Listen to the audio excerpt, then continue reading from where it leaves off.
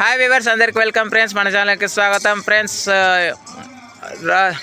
Mumbai Indians versus Kolkata night riders మధ్య మ్యాచ్లో reverse cup మ్యాచ్లో మొత్తానికి కోల్కతా అయితే రివెంజ్ అయితే తీర్చుకుంది.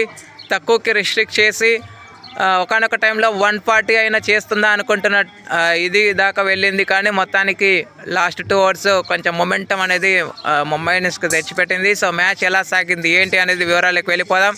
So let's move in to the topic. Hi hello we were, అందరికీ వెల్కమ్ ఫ్రెండ్స్. మన ఛానల్కి స్వాగతం.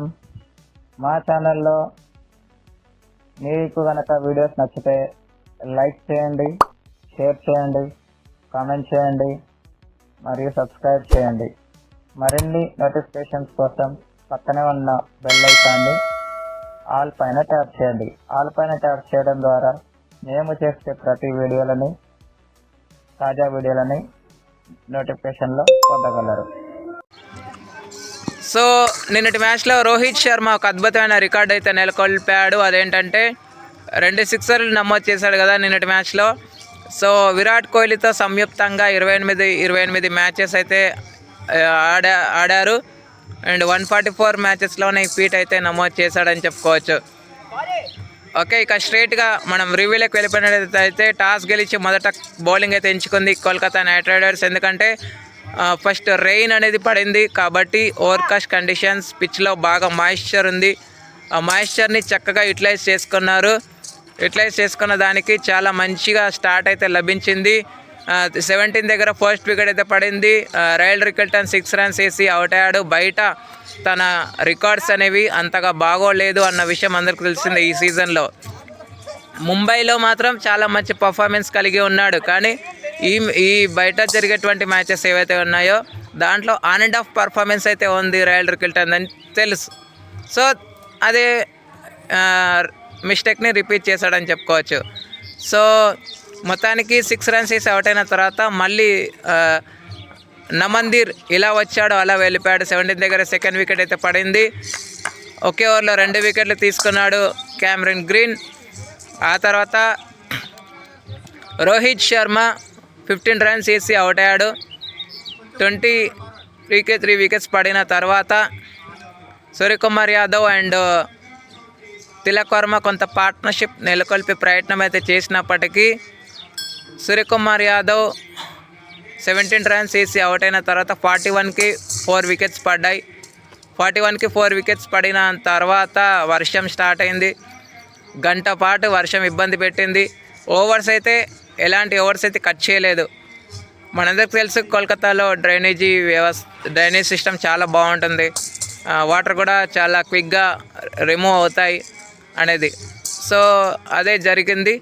సో మొత్తానికి ఆట పునఃప్రారంభమైన తర్వాత తిలక్ వర్మ అండ్ హార్దిక్ పాండ్యా కొంత పార్ట్నర్షిప్ అయితే నెలకొల్పారు. బట్ ఇద్దరు వరుస క్రమంలో అవుట్ అయిన తర్వాత హార్దిక్ పాండ్యా అవుట్ అయ్యే సమయానికి 95 స్కోర్ ఉండింది for the loss of 6 wickets. అక్కడ నుంచి విల్ జాక్స్ 14 రన్స్ వేసి తను అవుట్ అయ్యాడు.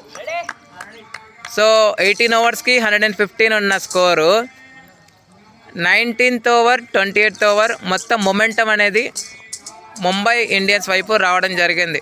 Deepak Chahar and garlic Bosch పుణ్యమా అని చెప్పేసి. ఎందుకంటే 19th ఓవర్లో 3 ఫోర్లు వచ్చాయి. ఆ తర్వాత లాస్ట్ ఓవర్లో 2 సిక్సర్లు 1 4 లభించింది. అదే ఓవర్లో వికెట్ కూడా పడింది లాస్ట్ బాల్ ఆఫ్ ద ఇన్నింగ్స్లో. సో వికెట్స్ కనుక చూస్తే కార్తిక్ త్యాగి 2 వికెట్లు తీసుకున్నాడు. ఆ తర్వాత సౌరభ్ దుబే, క్యామరన్ గ్రీన్ ఇద్దరు కూడా తలా 2 వికెట్లు తీసుకున్నారు. సునీల్ నారాయణ్ 1 వికెట్ తీసుకున్నాడు. దాంట్లో 16 డాట్ బాల్స్ వేయడమే కాకుండా 13 రన్స్ ఇచ్చి ఎకనామికల్గా బౌలింగ్ చేశాడని చెప్పుకోవచ్చు.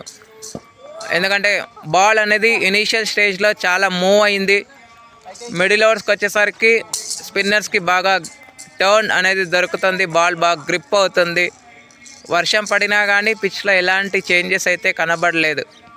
ఓకే ఫ్రెండ్స్, ఇక అనంతరం లక్ష్య ఛేదన ఆరంభించిన ముంబై ఇండియన్స్ బౌలింగ్కి దిగిన తర్వాత కేకేఆర్కి స్టార్టింగ్లో 10 దగ్గర ఫస్ట్ వికెట్ అయితే పడింది.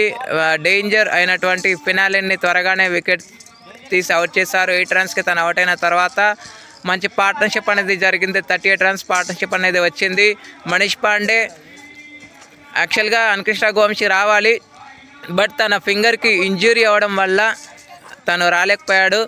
మనీష్ పాండే వచ్చినా కానీ మంచి కాంట్రిబ్యూట్ అయితే చేశాడు. బ్యాటింగ్లో 45 రన్స్ అయితే స్కోర్ చేశాడు. అయితే 21 రన్స్ వేసి Ajinkya Rahane captaincy small cameo అయితే ఆడేసి వెళ్ళిపోయిన తర్వాత ఈ 38 రన్స్ పార్ట్నర్షిప్కి బ్రేక్ పడింది. ఆ తర్వాత రామన్ పవల్తో కలిసి విన్నింగ్ పార్ట్నర్షిప్ అనేది తీసుకొచ్చాడు. ఒక్క 50 పార్ట్నర్షిప్ వచ్చినా చాలు మ్యాచ్ గెలుస్తారు అని తెలుసు ప్రతి ఒక్కరికి, ఎందుకంటే స్కోర్ కూడా అంతగా లేదు, 147 మాత్రమే స్కోర్ చేసింది. సో 148 టార్గెట్ ఎలాగో ఉంది. సో తర్వాత 21 రన్స్ వేసి తను అవుట్ అయిన తర్వాత వీళ్ళిద్దరు కూడా వరుస క్రమంలో అవుట్ అయ్యారు. ఎవరెవరు? రోమన్ పవల్ 40 రన్స్ వేయగా ఈయన 45 రన్స్ అయితే చేశాడు మనీష్ పాండే. వీళ్ళిద్దరు అవుట్ అయ్యే సమయానికి స్కోర్ 125.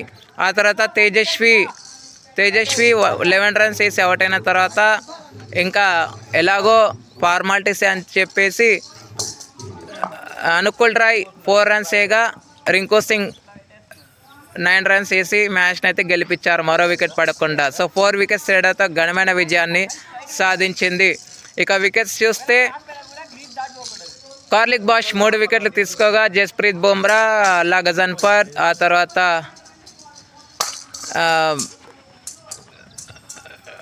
దీపక్ చహర్ ఒక్కొక్క వికెట్ అయితే తీసుకున్నారు. మిగతా వాళ్ళకి ఎవరికి కూడా వికెట్స్ అయితే రాలేవు. ఓకే ఫ్రెండ్స్, ఇక ఈరోజు match number 66 Chennai Super Kings versus Gujarat Titans మధ్య మ్యాచ్ అయితే ఉంది. సో చెన్నై సూపర్ కింగ్స్ ఈ మ్యాచ్ కంపల్సరీ గెలవాలి, లేకపోతే వాళ్ళ ప్లే ఆఫ్స్ అవకాశాలు సంక్లిష్టం అవ్వచ్చు, చెప్పలేము.